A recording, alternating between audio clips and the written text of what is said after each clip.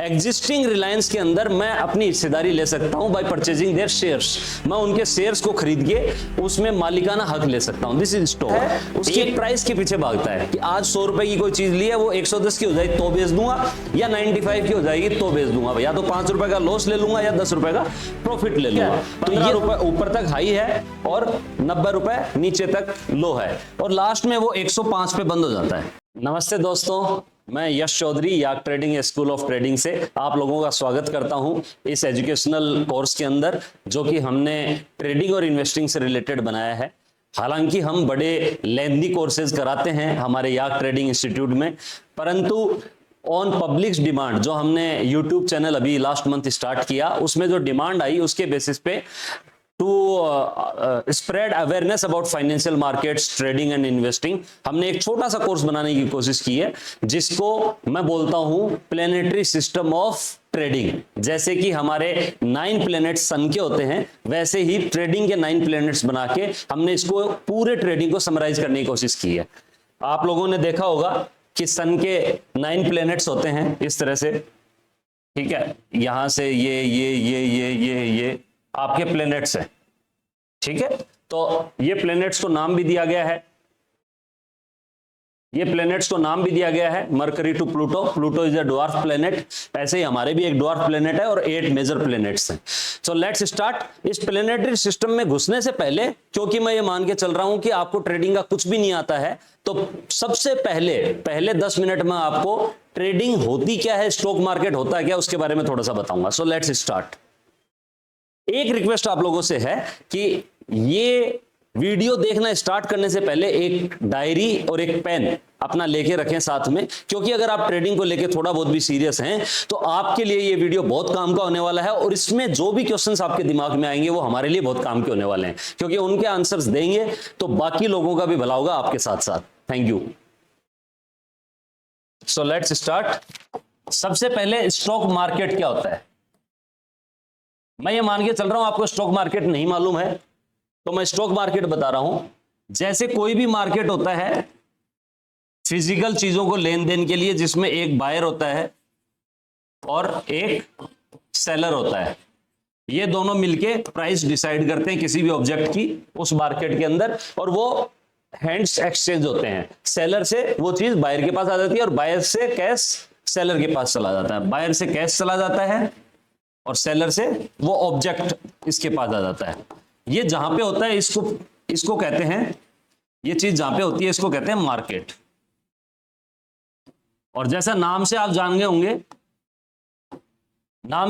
होंगे stock market, तो यहां पे क्या होता है, स्टॉक्स का खरीदना और बेचना होता है। स्टॉक्स जैसा नाम से आप जान गए होंगे, क्योंकि यहां पे स्टॉक्स को खरीदते बेचते हैं, तो इसको कहते हैं स्टॉक मार्केट, राइट। स्टॉक क्या होता है, किसी भी कंपनी का एक पोर्शन, एक शेयर। जैसे आप पिज्जा खाते हैं, पिज्जा में 6 टुकड़े आते हैं, जिसको एक को हम बोलते हैं एक शेयर या एक पोर्शन, एक स्टॉक। वैसे ही कंपनी के अगर हजारों लाखों करोड़ों हम शेयर्स कर दें तो उनको कहेंगे स्टॉक ऑफ द कंपनी और शेयर ऑफ द कंपनी और इक्विटी ऑफ द कंपनी। ये कई तरह से नाम लिया जाता है, बट इसका मतलब एक ही है। उससे क्या होता है कि आज की डेट में अगर मैं चाहूं कि रिलायंस जैसी बड़ी कंपनी खड़ी कर दूं, तो मेरे लिए हो सकता है पॉसिबल ना हो, मैं इतना रिसोर्सफुल ना हूं, या फिर मेरी जनरेशंस लग जाए उतनी बड़ी कंपनी खड़ी करने में। लेकिन एग्जिस्टिंग रिलायंस के अंदर मैं अपनी हिस्सेदारी ले सकता हूं बाय परचेजिंग देयर शेयर्स। मैं उनके शेयर्स को खरीद के उसमें मालिकाना हक ले सकता हूं। This is stock. एक बार मैंने शेयर्स ले लिए, फिर एक्स आदमी को मैं दोबारा से बेचूंगा, तो वो जहां पे होगा वो कहलाएगा स्टॉक मार्केट। वो लेन देन जहां होगा वो कहलाएगा स्टॉक मार्केट, राइट। सो स्टॉक मार्केट बेसिक। एक वर्ड हमने अभी देखा, प्राइस। प्राइस क्या होती है? प्राइस सेलर और बायर की वो एग्रीड अमाउंट होता है जिसपे दोनों एग्री कर जाते हैं कि ठीक है मैं बेचने को तैयार हूं, और बायर बोलता है मैं इस पे खरीदने को तैयार हूं। जैसे ये पेन, अगर मैं 10 रुपए का बेचना चाहता हूं और आप इसको 10 रुपए में खरीदने को तैयार हो जाते हैं, तो ये इसकी प्राइस हो जाएगी। आप बोलेंगे नहीं तो 8 रुपए में, और मैं फिर 8 रुपए में बेचने को तैयार हो जाता हूं, इसकी प्राइस होगी 8 रुपए, राइट। तो प्राइस ये होती है। अब आप स्टॉक मार्केट में 2 काम कर सकते हैं, या तो ट्रेडिंग कर सकते हैं या आप इन्वेस्टिंग कर सकते हैं। लोगों को बड़ा कंफ्यूजन होता है दोनों में फर्क क्या है। कोई ज्यादा फर्क नहीं है। ट्रेडिंग और इन्वेस्टिंग में फर्क कितना है, ये शॉर्ट टर्म होता है, शॉर्ट टर्म 1 सेकंड से लेके आप बोल दो फ्यू मंथ्स तक, और इन्वेस्टिंग जो होती है वो फ्यू मंथ से स्टार्ट होके जहां पे ट्रेडिंग खत्म होती है वहां से फ्यू मंथ से लेके लाइफ लॉन्ग। इन्वेस्टर का हमेशा माइंडसेट ये रहता है कि मुझे बिजनेस ऑन करना है, किसी भी बिजनेस में मुझे ओनरशिप चाहिए, वो बिजनेस अगर प्रॉफिटेबल होगा तो मुझे भी डिविडेंड देगा, मुझे भी प्रॉफिट शेयरिंग देगा। Dividend is what, profit sharing given to its share holders by company. Company जो भी प्रॉफिट पूरा साल में करती है उसका कुछ हिस्सा वो अपने ग्रोथ में लगाती है और बचा हुआ हिस्सा प्रॉफिट शेयरिंग अपने शेयर होल्डर से करती है, उसको डिविडेंड कहा जाता है। ठीक है, तो इन्वेस्टर जो होता है वो डिविडेंड के लिए भागता है, और ट्रेडर क्या करता है, उसकी प्राइस के पीछे भागता है कि आज 100 रुपए की कोई चीज ली है, वो 110 की हो जाएगी तो बेच दूंगा, या 95 की हो जाएगी तो बेच दूंगा, या तो 5 रुपए का लॉस ले लूंगा या 10 रुपए का प्रॉफिट ले लूंगा। तो ये दोनों की साइकोलॉजिकली एक डिफरेंस होता है, माइंडसेट का डिफरेंस होता है। बाकी बात एक ही है, ट्रेडिंग भी लोग फंडामेंटल और टेक्निकल एनालिसिस के बेस पे करते हैं और इन्वेस्टिंग भी करते हैं।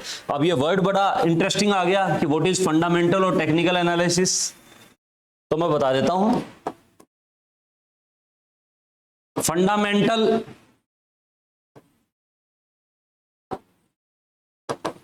एनालिसिस क्या होता है, कंपनी की पूरी जानकारी, in depth knowledge of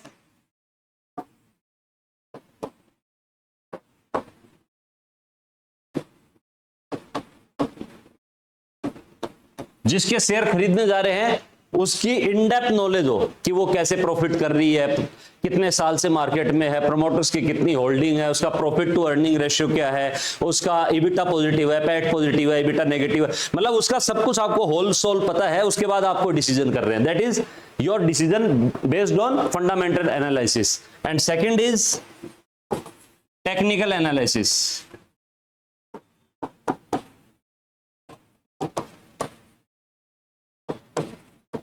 second is technical analysis. Technical analysis क्या होता है, ये सिंपल सा कि आपको कोई चार्ट दे दिया, इस चार्ट के ऊपर कोई ग्राफ है, इसको देख के आप ट्रेडिंग डिसीजन ले रहे हो। कैसे लेते हैं, क्या करते हैं, वो मैं आपको बताने वाला हूं, क्योंकि हम याक ट्रेडिंग में टेक्निकल एनालिसिस को ज्यादा प्रेफरेंस देते हैं, फंडामेंटल का कुछ पुट लेते हैं। स्टॉक सिलेक्शन में, कंपनी के सिलेक्शन में कुछ यहां से भी पुट लिया जाता है, इसलिए हम इसको नाम दिया, हमने दोनों को मिला दिया और दोनों को मिला के नाम दिया है टेक्नो फंडा।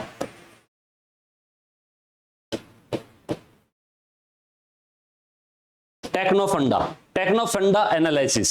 तो इसमें टेक्निकल का 10% पुट मान लीजिए, 90% is 10% is fundamental analysis and 90% is technical analysis.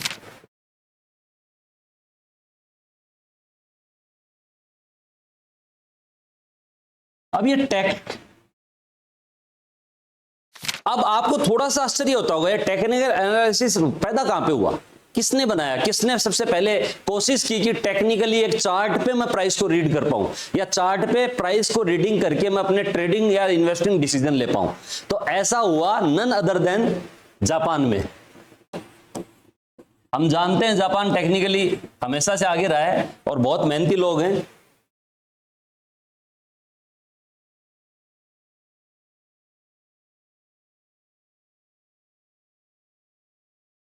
बहुत मेहनती लोग हैं जापान में और हमेशा से टेक्निकली ये आगे रहा है। तो जापान ने सबसे पहले ये 12th सेंचुरी से 15th सेंचुरी के बीच में इसके साक्ष्य मिले हैं हमें।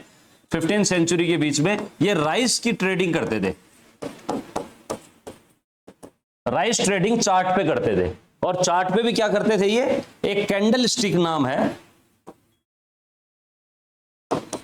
Candle stick. कैंडल मतलब ये कैंडल आपने देखी होगी, इसी टाइप की कैंडल, नॉर्मल कैंडल इस टाइप की होती है, वैसी ही कैंडल ये चार्ट पे बनाते थे। कैसे बनती है ये थोड़ा सा ब्रीफली मैं आपको बताऊंगा, बट कैंडल स्टिक के बेस पे ये राइस ट्रेडिंग करते थे। सेम चीज बाद में अपने वेस्टर्न कंट्रीज में आ गया। एक स्टीव निसोन नाम के एक महान स्टीव निसोन नाम के एक महान व्यक्ति थे जो कि जापान जाके रहे, वहां की कल्चर को समझा, वहां की भाषा को समझा, और फिर इसको जो उनका कैंडल स्टिक का सालों से जो 200-300 साल से जो चलता रहा पैटर्न था उसको समझ के अपनी इंग्लिश लैंग्वेज में पूरी वर्ल्ड के लिए उन्होंने पब्लिश किया, स्टीव निसोन।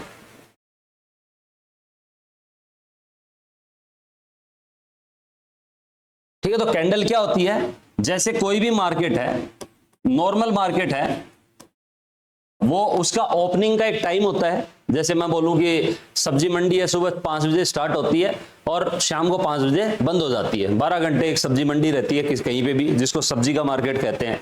ऐसे अनाज मंडी होती है, सुबह 10 बजे स्टार्ट होके शाम को 6-7 बजे तक बंद हो जाती है। ऐसे अलग अलग बाजार होते हैं। तो स्टॉक मार्केट जो है, इंडियन स्टॉक मार्केट जो है, वो 9:15 पे स्टार्ट होता है सुबह एंड 3:30 पे बंद हो जाता है। ठीक है, ये इसका ओपनिंग टाइम है, दिस इज क्लोजिंग टाइम। इसके बीच में आप ट्रेडिंग कर सकते हो, खरीद और बेच सकते हो, इसके बाद नहीं कर सकते हो। तो अगर हम बात करें कि एक दिन में कितने ट्रेडिंग आवर्स होते हैं, तो हमारे 6 घंटे 15 मिनट होते हैं। 24 घंटे नहीं होते एक दिन में, 6 घंटे 15 मिनट इंडियन स्टॉक मार्केट का टाइमिंग एज ऑन डेट है, आज की डेट अगर बात करें तो। ठीक है, तो हमने बात की मार्केट। अब मान लीजिए एक एग्जांपल लेते हैं कि एक्स कंपनी का कोई स्टॉक है या शेयर है, जो कि मार्केट में 9:15 पे जब मार्केट ओपन होता है तब वो 100 रुपए का है। ड्यूरिंग द डे वो एक हाई बनाता है, मान लीजिए 115 रुपए का, और एक लो प्राइस जाती है उसकी, मान लीजिए 90 रुपीज तक। ठीक है, 15 रुपए ऊपर तक हाई है और 90 रुपए नीचे तक लो है, और लास्ट में वो 105 पे बंद हो जाता है। तो हमने क्या बोला, ये ओपनिंग प्राइस है, ओपन हुई है प्राइस, यहां पे क्लोज हुई है, ये इसका हाई है and this is it's low price. तो जो ओपन और क्लोज है उसके बीच की लाइनों को आप मिला दीजिए और इन दोनों को एक, जैसे मोमबत्ती की बत्ती होती है वैसे बत्ती बना दीजिए। तो ये कहलाती है बॉडी, आपकी कैंडल स्टिक की बॉडी, और ये कहलाता है विक या बत्ती।